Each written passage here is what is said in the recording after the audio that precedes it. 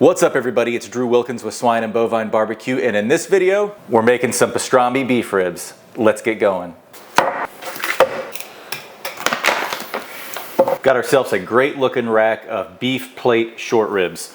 These are the 3-bone variety, not like the chuck short ribs, which are the 4-bone variety. These are the dino bone ribs that you see at barbecue joints all across Texas and really mostly across the country now as popularity has grown. Fantastic bite. We're going to turn these into pastrami beef ribs. Now I've done a video on to trim or not to trim beef ribs. This one has a lot of silver skin, so we're going to take this silver skin off. The areas where it's just fat, like kind of right here, down in here, we're going to leave it.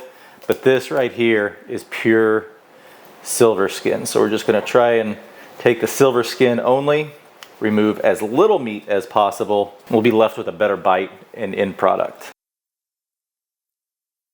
It's looking like a pretty good trim job. We left the fat where it was just fat. We took off the silver skin where there was mainly just silver skin. We're left with a nice looking rack of beef ribs. Let's make our pastrami brine.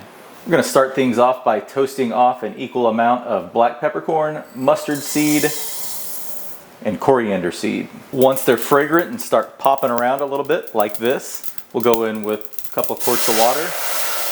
Then we'll add in a good amount of brown sugar and kosher salt. I'll have the exact amounts in the description below. Then we'll add our pink curing salt, a couple of bay leaves, a couple of cinnamon sticks that I broke in half, crushed red pepper, allspice berries, juniper berries, some cloves, and lastly, some crushed garlic cloves. Stir this up, bring it up to a simmer, let everything get nice and dissolved into our liquid. Brought our brine up to a boil, everything got nice and dissolved, simmered it for maybe 5 minutes or so just to ensure everything does get dissolved in there.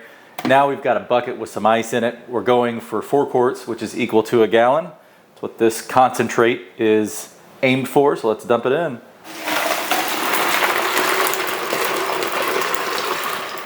Dumping that on ice will just ensure that we're able to put our meat in quicker. If you just put regular cold water in there, it's going to take a long time for it to come down to a food safe or refrigerator safe temperature. We don't want to start cooking our meat when we put it into this liquid. So that ice is going to help make sure it comes down in temp real quick. We're a little short, so we're just going to add ice till this comes up to 4 quarts. So got our brine all mixed together. There's still ice in there. The water is cold enough to put our meat in. So now we're going to go in with our beef ribs. Now this is not the best vessel for brining beef ribs, but it's what I have. I've used it before. It works out all right. But that's why we went with the smaller rack. So we're going to go with the smaller end at the bottom since it kind of funnels down.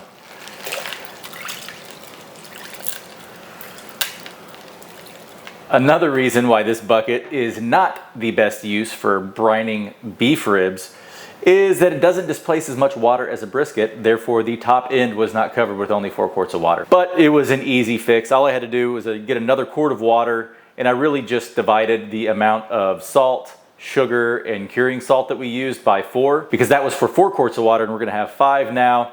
Divided that by 4, got the amount for each quart, added it, dissolved it. Same process. Didn't really add any of the other juniper berries, coriander, black pepper, anything like that. It's already a decent amount in here for the amount of brine that we're making, so I'm not worried about losing any flavor from that perspective. So now we're going to go on with the extra brine that we made, cool it down with ice as well. We are nicely covered now, just barely, but we're covered. So now we're going to get the lid on this, put it in the fridge, and we're going to let this brine for about 8 days. This is Saturday morning, so we're going to let it go until the following Sunday, pull it out, and then we'll cook it. But for now, it's time to go take a long nap in the fridge. 1 week later, and our beef ribs are sufficiently brined. We ended up going 1 day less than we thought we would, just due to the fact that it worked out better for my schedule to smoke on a Saturday than a Sunday. But these beef ribs looking fantastic. Been in here for a week, so now I'm gonna run them under some cold water. There's a lot of salt in that brine, and we want to rinse a lot of that off the surface because it's diffused into the meat, so we don't want the surface to be super salty. Then we're going to fill our brine bucket back up with cold water. Then we're going to let it sit in here for probably 20 to 30 minutes, as long as it takes us to make our spice rub, but that'll help make sure that we don't have an overly salted product. While this hangs out in here, let's make our spice rub. To start things off, we're going to coarsely grind 2 tablespoons of coriander seeds. Using 16 mesh black pepper, so we want it to be around the same coarseness as that. We'll go in with some coarse black pepper, some granulated garlic, and lastly, some ground mustard. Give this a mix and our rub is done. It has been about 25 minutes, so let's get our beef ribs out of the water. They've soaked for long enough. Dry off a little bit of that water. Some of it's going to help our rub stick. Now it's time to season these up. And we're going to go on with a heavy application of this rub. Maybe not so much on the back side, because this membrane's here really just to hold them together. We're not going to be eating the membrane. But on the top side, we're going heavy because there's no salt in this. And we want a great bark on these pastrami beef ribs. And just go on very liberally with our rub. And there we have it. Our ribs are beautifully coated. Let's go fire up the pit.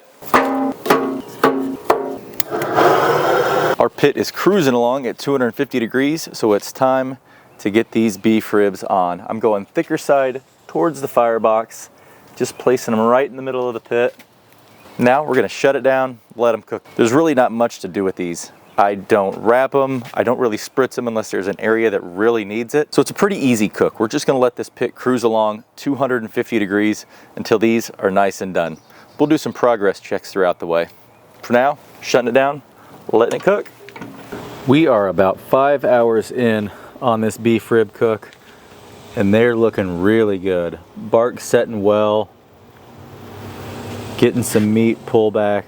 Been pretty consistently between 250 and 275 for the majority of the cook. Nothing's getting too crispy on the edges, so all in all, happy with how things are going. So we're going to shut them down, let them finish cooking. Roughly 11 hours after we put our beef ribs on, they are done. They are looking fantastic. The bark has set really well. We didn't get overly crispy in our corners, which is what I wanted. Now, 11 hours is a decent amount of time to cook some beef ribs. That's because I tried to keep it around 250 the whole time. Towards the end, we were a little closer to 275, but may have gotten a little crispy here on the end, but everything feels nice and pillowy. Right around in this area, we're temping 200 degrees. Over here, we're about 203, 204 in this backside, but it's probing like butter. So we're gonna pull these, rest them, cut them, and dig in.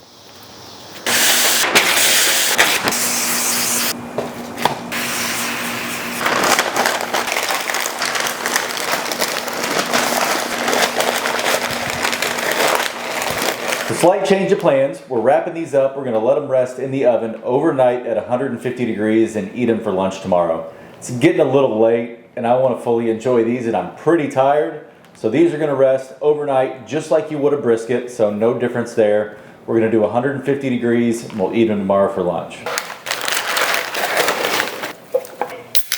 It is the following day and our beef ribs are looking just as good as they did last night. Smell fantastic. Let's cut into these things and see how they look. These bones are slanted, so we want to come in at an angle. That way each rib has a decent amount of meat on it. So first one, we're going to come in right through here.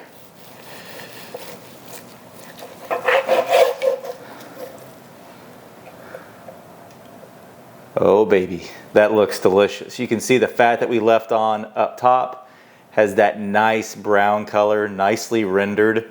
To be expected. We didn't wrap it, so it had plenty of time to get nice and rendered, but man, looking really good, cut through like butter. Let's cut this center bone here, again at an angle, so each one has meat on it. Back one's looking great. This is gonna always be your biggest one. This center cut right here, looking really good. 7-day brine was long enough. Clearly, completely penetrated the meat, cooked these to over 200 degrees, just over 200 degrees. But man, these look fantastic. So we cooked them yesterday, cut into them today. It's time to eat. Waited long enough. The time has come. Fairly simple cook. Really all we had to do was add logs. We didn't spritz. We didn't do anything to the meat once it hit the pit. So a lot of it's kind of hands off, other than of course adding the logs in the brine process. But I mean, pastrami is one of my favorite things to cook. The brisket version, the beef ribs, they're fantastic as well. I've made them before. Let's hope this one turns out as well as they have in the past. Going in for a big old bite straight off the rib. Cheers. That is unbelievably good. It is full of flavor. That pastrami brine is fantastic. I absolutely love it. It makes a fantastic sandwich with the brisket. You could even make this into a sandwich if you want, but straight off the bone with nothing else needed. Unbelievable. Go for one of these little end pieces here that's just full of bark. My goodness. Wash it down with an Ozark IPA, Northwest Arkansas beer. If you like regular pastrami brisket, give the beef ribs a shot. They are phenomenal. And these are choice beef ribs. They're already rich enough. I mean, beef ribs are the richest thing that you're gonna eat in barbecue, and they're full of fat, full of collagen. It breaks down perfectly, so don't feel like you gotta spend the money for prime. Sometimes it makes sense. In my opinion, beef ribs, it doesn't. Go for the choice. You can get 2 racks of choice beef ribs basically for the same price of 1 prime rack. The brine, it takes all those flavors, all those spices that we put in, the brown sugar, the salt, and this is perfectly salted. Don't skip the step where you soak it in water for a little bit after rinsing off the brine. If I hadn't done that, which I haven't in the past, it's been a little too salty, but this is the perfect level of salt. But it just has that great pastrami flavor, the brown sugar, the salt, of course, the cured flavor. Cure does create a flavor within this meat, and it's fantastic. And then all the spices that we put in, the garlic, it just combines to make one exceptional bite of barbecue. And of course, can't forget the smoke flavor. It's there, it's prominent, and it's delicious. Well, I've got nothing else to add. This is fantastic. If you don't want to eat it off the bone, if you've got more than 3 people eating beef ribs and they want to be a little more sophisticated or civilized in the way they eat it, you can just either slide this off or cut it along with the bone and then cut it into individual slices, and everybody can choose the amount that they want. But highly recommend giving this a shot. It's well worth the brine time. If you've got the refrigerator space to do it, it's gonna reward you tenfold, and your guests, if you're cooking it for guests, are gonna absolutely love it. That's gonna do it for this video. If you liked it, please give it a thumbs up. If you wanna see more videos like this, please hit that subscribe button. If you have any comments or suggestions on what you wanna see me cook next, please leave it in the comment section down below. But as always, thanks for watching. We'll catch you in the next one. Bye.